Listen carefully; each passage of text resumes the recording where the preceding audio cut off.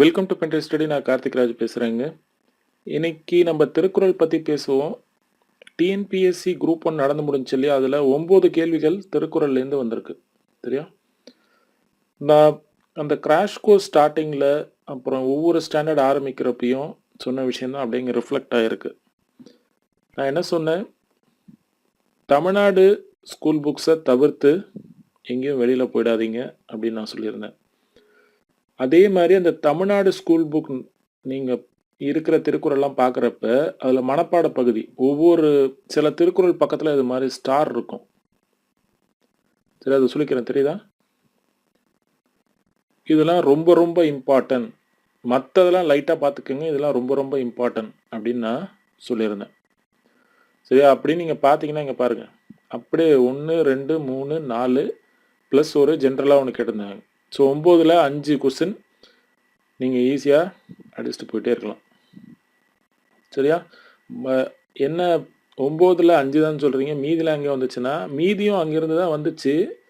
But என்ன எப்படி வந்திருக்குன்னா, இப்போ உதாரணத்துக்கு வான் சிறப்பு அப்படின்ற இது வந்து நம்ம 6th புக்கில் இருக்குது.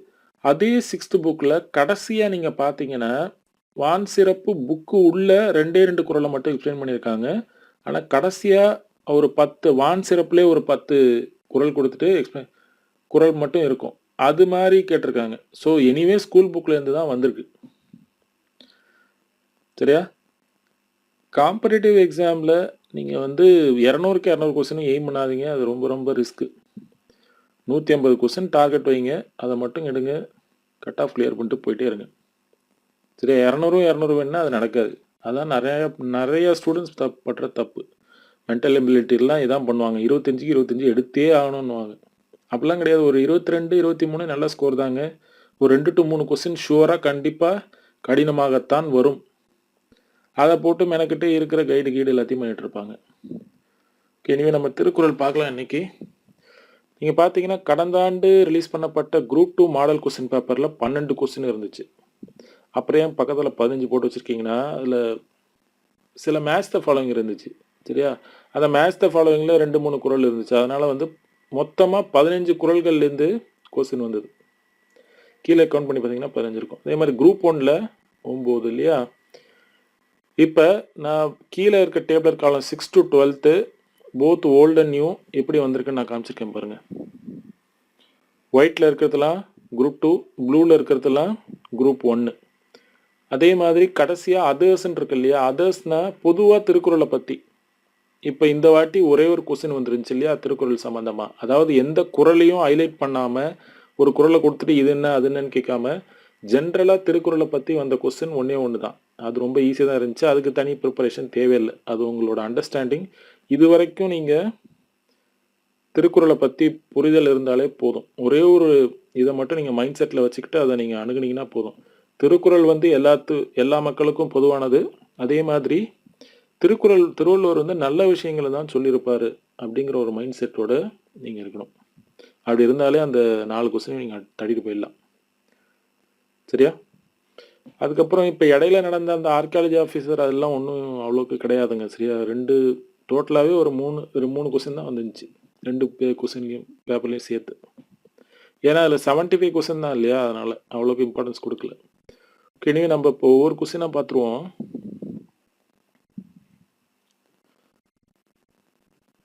இப்போ அந்த 9 திருக்குறள் பார்த்தீங்கன்னா, இது நான் முன்னாடியே காமிச்சிட்டேன் உங்களுக்கு. இந்த மனப்பாட பகுதியே இருக்குதுங்க. இந்த உலகத்தோடு ஒழுக்கமுடைமையிலேருந்து ஒன்று, அறம் போலும் இது வந்து பண்புடைமையிலேருந்து, நவில்தொறும் வந்து நட்பிலிருந்து, அடுத்தது இடுக்கண் அழியாமையிலிருந்து ஒன்று. இடும்பைக்கு இடும்பை எடுப்பது. இடும்பைனா துன்பம்னு அர்த்தம். சரி, அடுத்த பக்கத்தை பார்த்தீங்கன்னா மீதி இருக்கிற 4, ஏன்னா 1 காமன் கொஸ்டினில் போயிருச்சு. மீதி இருக்கிற 4, இது 4மே நம்ம புக்கில் இருக்குது. ஆனால் எப்படி இருக்குன்னு நான் ஒரு உதாரணம் சொன்னேன். அது மாதிரி ஒரு திருக்குறள் கொடுத்து எக்ஸ்பிளனேஷன் இல்லாமல் கடைசியாக கொடுத்துருக்காங்க. ஃபார் எக்ஸாம்பிள், வான் சிறப்பை பற்றி 6வது புத்தகத்தில் இருக்கு உள்ள. ஒரு 2 குறள் கொடுத்து எக்ஸ்பிளனேஷன் கொடுத்துருக்காங்க. ஆனால் அதே புத்தகத்தில் கடைசியாக ஒரு 10 திருக்குறள் கொடுத்துருக்காங்க வான் சிறப்பு பற்றி. சரியா? அப்படிலேருந்து கொஸ்டின் வந்திருக்கு. அதனால தான் நான் சொன்னேன், நீங்கள் புக்கை தவிர்த்து வெளியில் போகாதீங்க, புக்கில் இருக்க திருக்குறள் எல்லாத்தையும் படிச்சிருங்க. சரியா? ஸோ அந்த வகையில் பார்த்தீங்கன்னா பாருங்க, இறைமாட்சிலேருந்து 2 குறள் வந்திருக்கு. கொடையளி குடி, தூங்காமை கல்வி, துணி உடைமை. அதே மாதிரி தானம் தவம் இரண்டும் தங்காவியன் உலகம் வானம் வழங்காது எனில் வஞ்சமனத்தான் படிற்று ஒழுக்கம் தங்கள் ஐந்தும் அகத்தே நகும். இந்த 4 குறள் தான். சரியா? அடுத்த வாட்டி நம்ம ஸ்கூல் புக்கில் இருக்கிறது எல்லாத்தையும் படிச்சுட்டு போங்க. That is more then enough. இப்போ நம்ம ஒவ்வொரு குறளாக பார்த்துருவோம். முதல் question, how does Thiruvalluvar guide us to over come trouble? துன்பத்தை எவ்வாறு வெல்ல வேண்டும் என்று திருவள்ளுவர் நெறிப்படுத்துகிறார். அதான் இது வந்து குறள் 623 பொருட்பாலில் இடுக்கண் அழியாமை அப்படின்னு இருக்கு. இது இடுக்கண் அழியாமை அப்படின்னு இருக்கும், பட் இதை பிரிச்சா இடுக்கண் அழியாமை தான் வரும். அதான் அவர் என்ன சொல்றாரு, வரும் துன்பத்துக்கு துன்பப்படாத மனம் ஊக்கம் உள்ளவர் துன்பத்திற்கு துன்பம் தருவார். இதுதான் கொஸ்டின். ஸோ என்ன கரெக்டு? துன்பத்துக்கு துன்பம் கொடுத்தல், இதுதான் கரெக்ட்.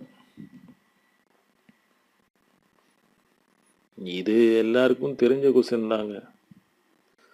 அதான் நம்ம நிறைய பட்டிமன்றங்கள், நிறைய புத்தகங்கள் படித்ததுலேயே நமக்கு அந்த இது இருக்குது. அதான் இன்னொன்று நான் சொல்லியிருப்பேன், திருக்குறளுக்கு வந்து நீங்கள் தனி ப்ரிப்பரேஷனே தேவையில்லை எனக்கு பொறுத்த வரைக்கும். அதான் நான் அடிக்கடி சொல்லுவேன்.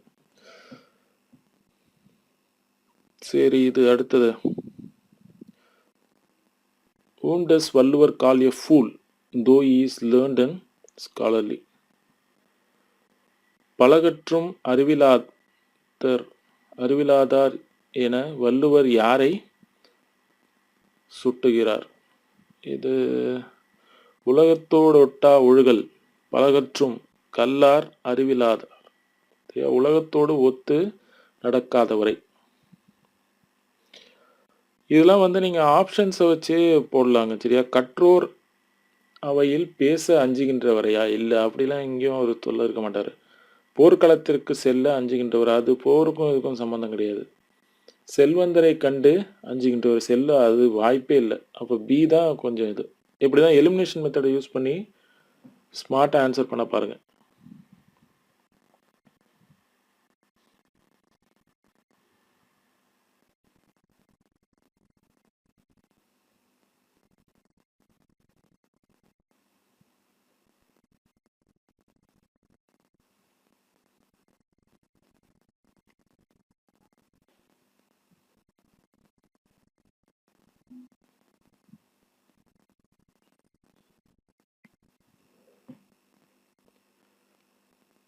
இது வந்து நட்புலேருந்து வந்திருக்கு. 783 குறள். பால் வந்து பொருட்பால்.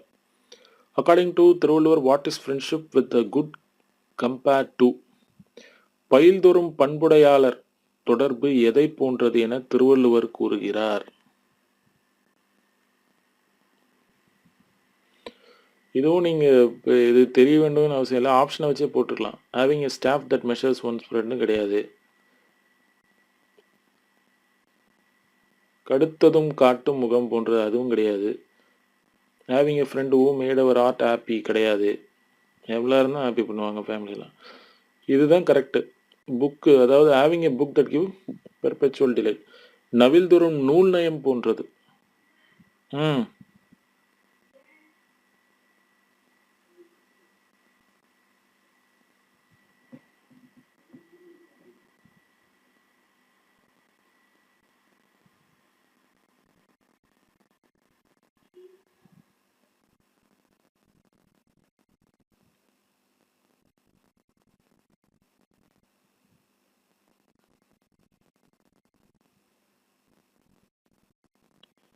அடுத்தது, whom does Valluvar refer to as blocks in the குறள்? வள்ளுவரால் குறிப்பிடப்படுபவர் யார்? சரியா? அறம் போலும் கூர்மையரேனும் மரம் போல்வர் மரம் போன்றவர்கள் என்று வள்ளுவரால் இது மக்கள் பண்பு இல்லாதவர். அறம் போன்ற கூர்மையான அறிவுடையராக இருப்பினும் மக்களுக்குரிய பண்பில்லாதவர் அறிவுடைய மரமாகவே கருதப்படுவார். சரியா? ஸோ பி தான் கரெக்ட்.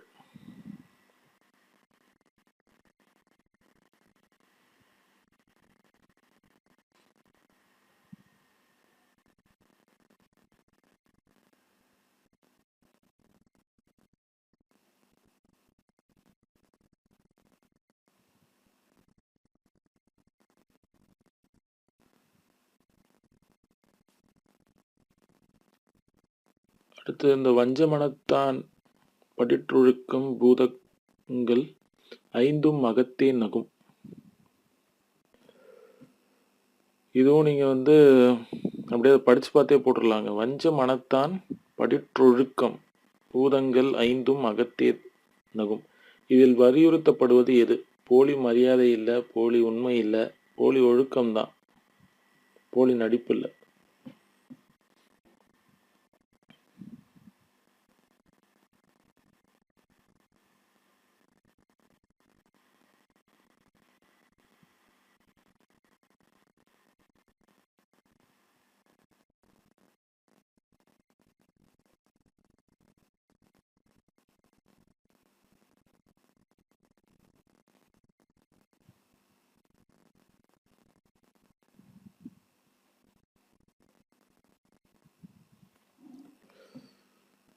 இது நிறைய பேர் வந்து அந்த ஆப்ஷன் ஏ போட்டாங்க. சரியா? பட் வந்து கொடையலி செங்கோல் குடி ஓம்பல் நான்கும் உடையானாம் வேந்தற்கு ஒளி. அந்த ஒளி தான் இதில் இது. நீங்கள் ஆல்ரெடி இந்த திருக்குறள் தெரிஞ்சிருந்தால் தான் இது போட்டிருக்க முடியும். கொடை கருணை நீதி தளர்ந்த குடிகளை காத்தல். வேறு அதையே வராது. ஏன்னா அந்த கொடையலி செங்கோலில் தான் வரும். ஆக்சுவலாக ஏவும் இருக்குது. அது ஆனால் இதில் இந்த குறளுக்கு சேர்ந்தது இல்லை. அது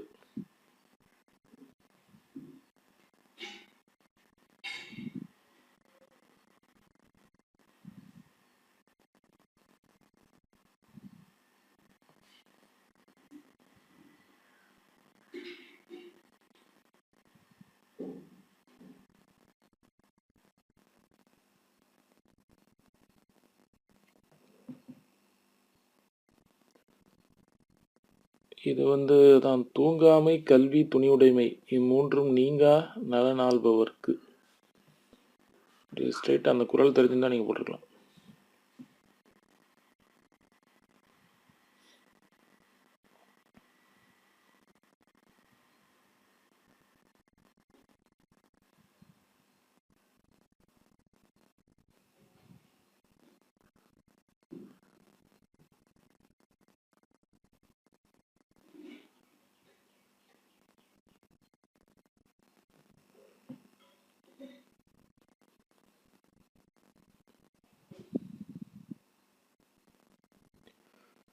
இதுவும் ஒரு ஸ்ட்ரெயிட் ஃபார்வர்ட் கொஸ்டின் தான். தானம் தவம் இரண்டும் தங்கா வியனுலகம் வானம் வழங்காது எனின். தானம் தவம் தான் அப்படியே எடுத்துக்கிட்டு இருக்காங்க.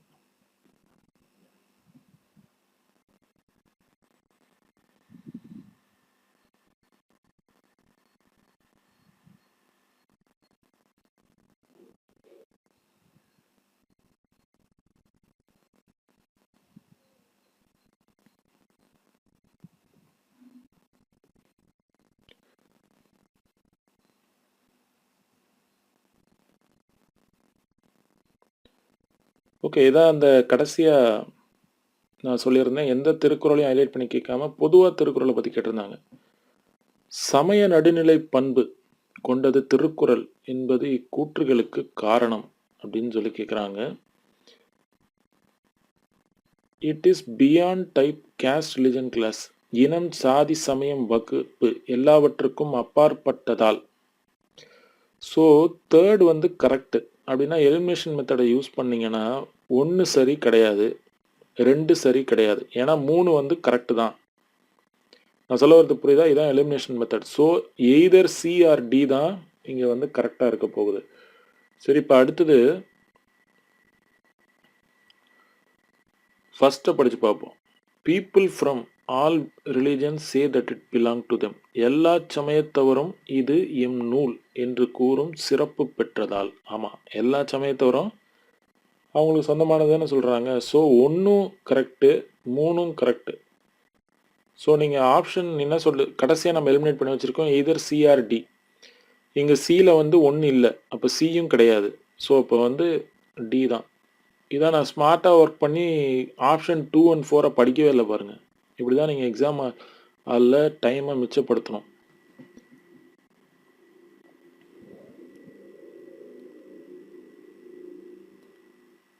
சரிங்க, இப்போ நம்ம வந்து திருக்குறள் குரூப் 1 கொஸ்டின்லாம் நம்ம டிஸ்கஸ் பண்ணிட்டோம்.